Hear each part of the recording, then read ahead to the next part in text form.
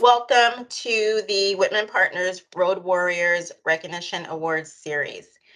We're talking to interim directors of surgical services, SPD managers, and OR educators about their unique experiences leading departments on a temporary basis. Today we have Warren Nist, director of SPD at Washington Hospital Center in the MedStar healthcare system and in Washington, D.C. So welcome, Warren. I'm so happy to be here with you. And we're just gonna start the questions, okay? Thank you for having me. You're welcome. So how do you distinguish yourself during an interview for an interim assignment to help you in the job? Well, when you look at interim assignments, whether it be managers, directors, which is the roles I typically fill, it's my involvement within the sterile processing community. I've been a past president for local associations. I'm currently a foundation board member for, which is now HSPA. But just the involvement with Amy, my knowledge of the regulatory aspects of sterile processing, my almost 40 years of experience, is what I lean on to impress, the clients that are interviewing me. Well, and what questions do you always ask that helps you to determine if you're going to take the job or not? Well, I want to know what the key functionality issues are with the department, whether it be staffing, regulatory. What are those issues that I can help and make sure my expertise matches the needs for my client. Mm-hmm. And then once you obviously take the job and you're going in, um, what do you do going in? Like usually there might be huge issues. You're going into a powder keg. What do you do to kind of quickly just kind of lower the temperature um, regarding people's fears about, new leadership? Well, certainly, interim leadership, it's a completely different role than a permanent leader. Uh, you know, so getting to know the staff quickly is, for me, is something that's important. Get in front of the staff, not just the management team that you're working with, but actually get in front of the staff and start to incorporate them into solving whatever issues that we need to solve, but letting them know that you're on their side. They're going to be an intricate part of the process. I think really helps, slow down the fears that are we coming into clean house, or what are we doing? But getting them involved more than just, again, working with managers or supervisors. And that leads into the next question. Do you have any specific tips for um, gaining the confidence of your staff during those first couple of weeks? I'm gonna be honest. It takes more than a couple of weeks to gain their trust, but you have to gain their trust, right? And it is tough. It's tough being an interim trying to gain trust as well.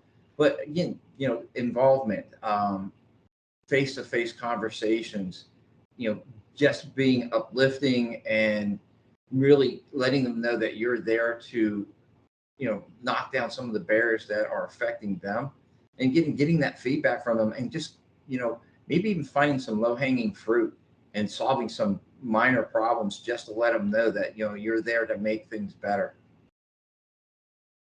You mentioned that it takes more than a couple of weeks.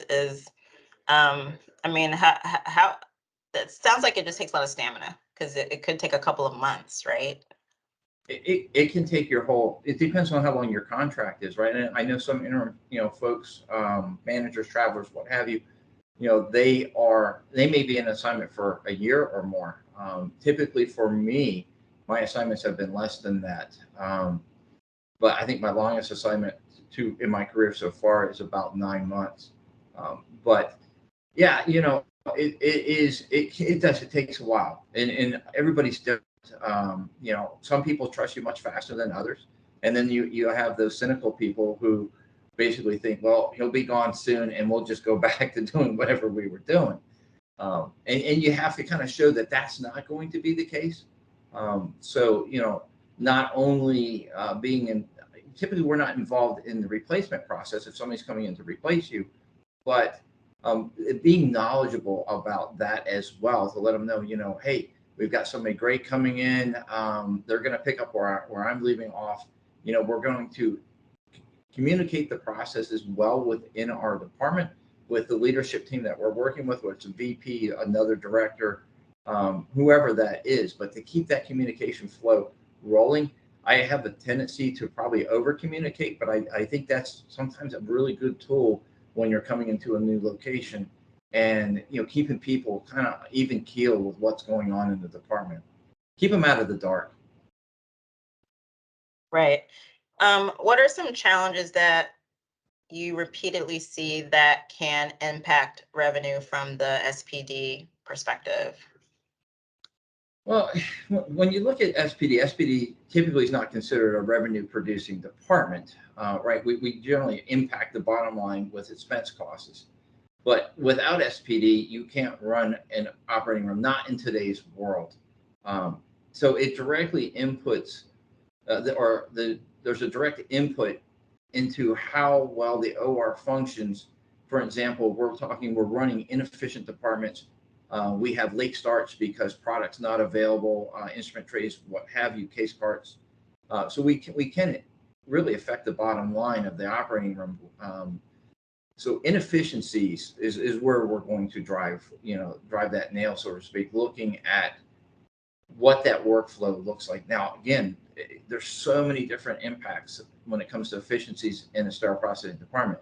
Could be the alignment of our equipment, our space, our workstations, staffing, equipment availability. There's just so much to look at when it comes to efficiencies in sterile processing. But that's where we're going to start to focus on. Again, if we're looking at a problem of increasing production in an operating room. And you had mentioned in one of our previous conversations that sometimes solutions involve putting money into SPD. So Absolutely. how do you convince your superiors, like, we need to do XYZ and it's going to cost this much? Well, it comes back to outputs, right? Yeah. So we're looking at tray production, for example. Do we have enough washers? Do we have enough sinks even to feed the washers? It really comes down to productivity, and that is probably one of the weakest areas within the sterile processing environment. There are no metrics that are accepted across the continuum of our industry that says, a person should be able to produce X. There's no real white papers. There's no real studies for the most part. There's some studies that have been done by some instrument tracking companies. It's loose. That was more internal with those particular companies, but there's not something that we can really lean on. Amy even looked at this and tried to develop something in the past, and it kind of fell apart. So it comes back to the throughput. And when we look at that and say, we need to create X number of trays, well, we can look at that from the volume that's coming down through the department. And resources like instrument tracking systems really help that process. If you're doing it on paper, it's much more difficult. But then look at throughput. Does the workflow match the environment? And then you can kind of start from there and say, well, if it doesn't, then what are we going to do? And it then generally comes back to some kind of cost factor, whether it's staffing, workstations, construction, new equipment, whatever it might be. But it generally does run into money. So your very first day on the job of a new assignment, what's on your checklist for that first day? For my checklist, usually I like to do just a quick risk assessment in the department. There are some really good tools out in the marketplace to do these assessments. I have some of my own that I've tweaked a little bit, but I like to go in and look at the risk assessment for the department, looking at whether it's, I'll just say Joint Commission, for example, would be one. Now there's DNLV, other companies that come in and assess you for your compliance, DOH. So you're going to walk through and just kind of do a quick assessment on what does the department look like? Do you immediately see risks that we're going to need to address immediately? Is there a risk that's going to affect the patient's health? as well as, again, as compliance, because they both tie together. But that's what I like to do. And it's usually within the first, I would say, 1 to 3 days to complete that process, depending on how large the department is. What is something that you've learned during the pandemic that has changed the way that you work or the way that you lead? Well, there's two things that I can tell you that really have impacted the areas that I've worked in. One is staffing. Shortages within sterile processing. I don't want to say it's really new, but at the level that we're dealing with the shortages and how many people during the pandemic more or less turned to traveling. And we had that in nursing always, but we didn't have the travelers at the level that we have now in sterile processing. I've talked to different hospitals around the country. One of them had actually 75% travelers in their environment. Another one had 50%. So that is not something that in my career in managing sterile processing departments that I have seen at this level. What changes the process is because we would use interim temps, for sterile processing here and there, whether we're covering, let's say, somebody who might be out on an FMLA claim. They're going to be out for a extended period of time. We might bring an interim person in. But the difference now is that when you get that resume across your desk, if you don't call that person within probably the first 2 hours that you see their information, they're gone. So that was not something that we had to deal with in the past. You had a little bit of time to play with that and really mull over maybe multiple applicants. It is not that way right now. The other piece to that is supply management. And it depends on your hospital and where you are, so to speak, on the rung. So I've worked with a new facility out in Arizona. They were a brand new build. So they had no background on ordering supplies. So they weren't anybody's queue. So we were at the bottom of the barrel. So you have some of the larger hospitals that order more supplies, there might be a little bit higher up on the list. But getting and maintaining supplies and stockpiling some of them and finding areas to store them is one of the new challenges where, if you go back to I will say the 90s, where they wanted to get into 24-hour turns, nobody wanted any supplies on hand and you wanted to be able to basically turn them almost on a 24-hour basis. Just in time was huge. There is no such thing as just in time right now. It's just please give me something is where we're at now.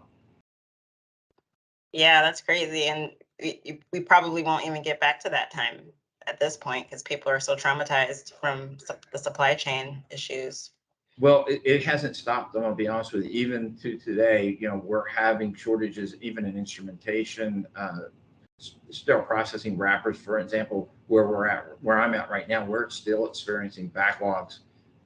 So production hasn't caught up yet, and it may be another couple of years before this works itself out. But it's hard. It's hard keeping everything moving smoothly forward if you can't get supplies. Hmm. Some peri-op leaders may be concerned that, if they've been an interim for 5 years, 10 years, and then if they start looking for a permanent position, people may like kind of side eye their resume, jump around a lot. Have you experienced that or seen that with your peers at all? I haven't seen that with my peers. I have actually experienced interviewing technicians that have gotten into traveling and moved around a lot.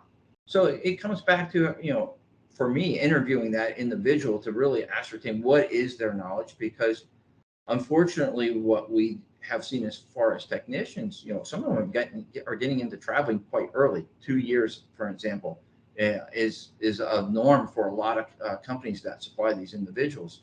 So they don't get very experienced before they get into traveling, and then they're trying to learn wherever they go.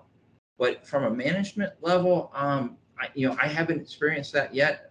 I typically get asked if I want to stay permanently, which for me, that's not where my career is, but that's more what I receive is, would you like to actually take the job? That's great. That's great to end on. Thank you so much, Warren, for joining us. And I thank you for everything you do. I love thanking you guys because without you, we would have been lost during this pandemic. Well, we appreciate your support as well, because without the team behind us, it's functionally impossible for us to do our job as well. Awesome. Thank you. Thank you. Appreciate it.